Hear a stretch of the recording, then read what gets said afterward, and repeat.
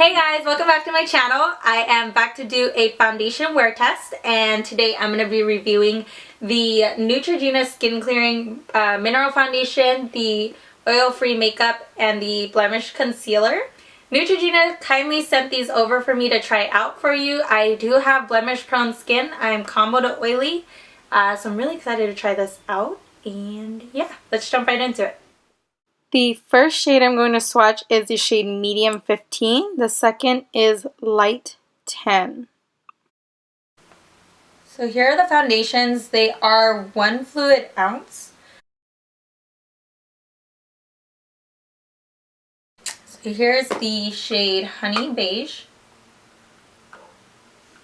It is more yellow than the Tan 80. And then here is the shade Tan 80. Right now we're zoomed in so you guys can see my blemishes. I have a few blemishes on this side. They're a lot redder, and I have one right here. On my chin I have some that have healed up a little bit, so they're a little bit just purpley, that dark undertone. This side, I don't really have that much of a breakout on this side, so mainly just on this side of my cheek and right here on my chin. First, I'm going to go ahead and apply the concealers. I've already put on my moisturizer and my eye cream. I'm not going to wear a primer since this didn't come with a primer. I'm just going to go ahead and just go for it. The concealers do have salicylic acid, so you cannot put them under your eyes. Do not use these as highlighting concealers. I'm just going to use these to conceal my blemishes. And the shade I'm going to choose is the Medium 15. The reason I'm choosing the Medium 15 is because the light is too light for my complexion. What it'll do is I'll highlight those spots and make the blemishes look more apparent under the foundation. So what I'm going to do is just put the medium so that it could help cancel out the redness, and then add the foundation over it.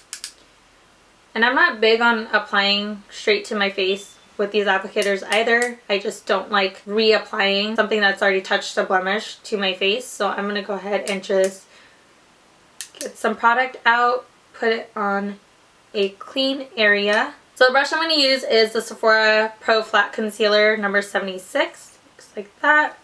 Which is really good for blemishes because it helps pack on the color. When you use something super fluffy, that's great for the under eye area, but it'll disperse the product away from your blemish. So what you want to use is a flat brush like this. Take a little bit of product and then just going to lightly tap onto the blemishes. I really want to put it right there, but I feel like that one's too close to my under eye area, so I'm not going to apply the concealer there. And then I'm just going to use patting motions on the blemish, but around the blemish itself, I can blend that further. I don't see any more redness in those spots, so that's really good. I had spots here and I had a whole bunch on this side, but they're kind of... So now I'm going to go ahead and go with the foundation. I have 85 and 90 mixed together. I'm going to use the Kat Von D number 10 brush and apply that. The color looks really good having those two mixed together. And I am using a stippling motion, and the reason I'm using a stippling motion is because I have that concealer laying down. So if I were to use a buffing motion, it would defeat the purpose of me putting that concealer there because I'd be pulling the concealer away from the spots. So in order to keep that pigmentation there to cover it, I'm going to have to stipple on top of it.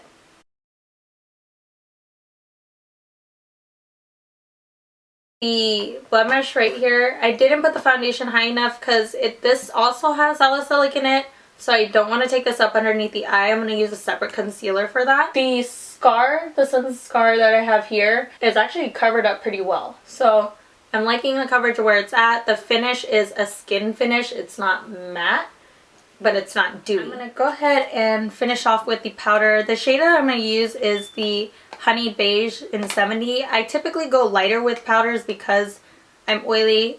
They tend to oxidize on me. It's just something that you can't avoid with powders. So I tend to go with a lighter one, 1 to 2 shades lighter than my skin color.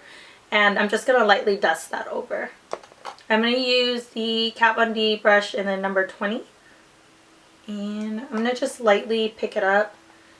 And because this brush is tapered, I'm going to just use it to press and roll over. This is actually darkening up my foundation. Oh, I'm glad I didn't go with the darker one. This is deepening my foundation a whole shade. I don't know if you can see.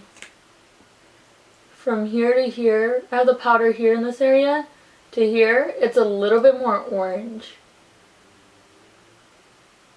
So I'm going to really, really lightly use this powder because it is making my powder orange. My face orange.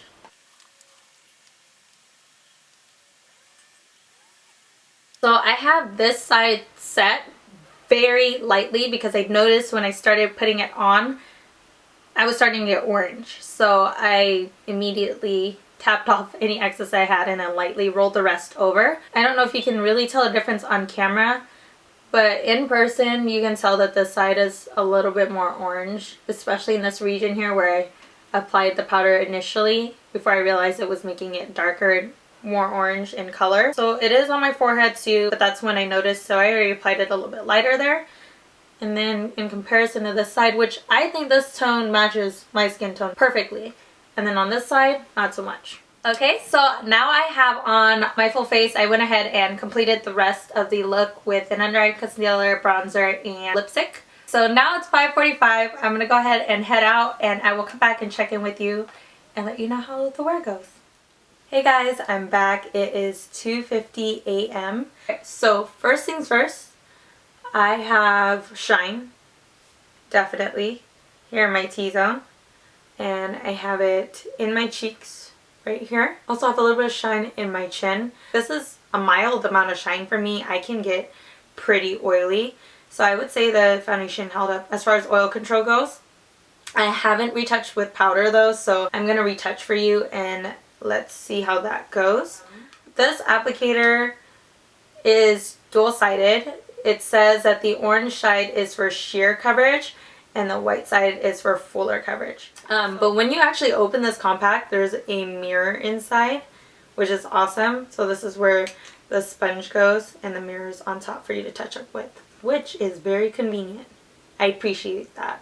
Okay, I'm going to start with the orange side. So this is supposed to be the sheer side. I'm just dabbing that. Grab a little bit.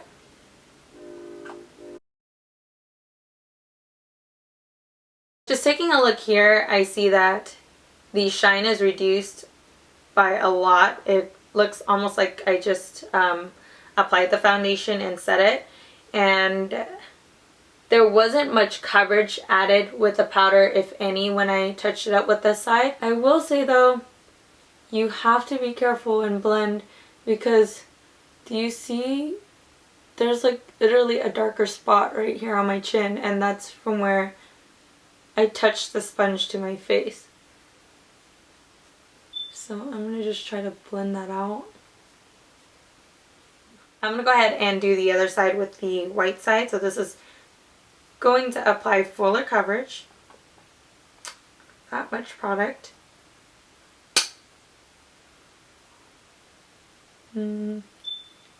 Start right here.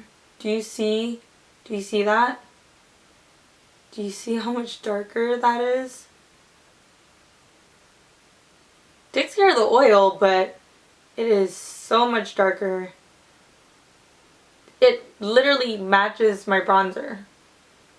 So be careful when you're applying these. I'm seeing this on camera and I'm hoping that you see it too. This side of my face has the white side of the sponge, which has more coverage, and then this side has the orange side, which applies less coverage. Do you see this region right here? My bronzer blended into the powder. The powder was dark enough to basically make my bronzer look like it wasn't really applied there. Whereas on this side, you can definitely see my bronzer. And aside from the fact that it's darkening, the powder did a really good job helping absorb my excess oil. It doesn't look cakey when it's reapplied. The sponge is really neat. So the fact that this side has more coverage just by flipping the sponge was really cool. So I like that. I really like the powder. It's smooth, it's thin, and it's easy to apply and touch up with. So my favorite product would probably have to be the concealer. The concealer is strangely thin in texture, but it still had a lot of pigment. Like, it was able to cover the redness. I won't say cover the blemish completely, but it helped cover the redness so that my foundation didn't have to be doubled up as much. As far as the wear test goes, I think all three products will definitely hold up for me for an everyday wear. I am happy with the coverage, I am happy with the finish, and I like that I am not getting a ton of shine throughout the day, and it's easy for me to touch up should I get shine. My only cons were the shades. I was in between and I had to mix two liquids to get my shade. And then the powder foundation also has that con with the colors. I think that the shade in the pan is not true to color once you apply it. So just go a few shades lighter. So I would recommend this to anyone out there that has the same concerns as me, being combo to oily as well as blemish prone. It is something that's going to help treat those blemishes and help them heal faster, and also help prevent breakouts because it's going to help unclog those pores throughout the day as you're wearing the foundation. This is a yes for me. If any of those concerns apply to you, definitely go ahead and check out the new Neutrogena SkinClearing line. Thank you guys for watching, and I will see you soon. Bye!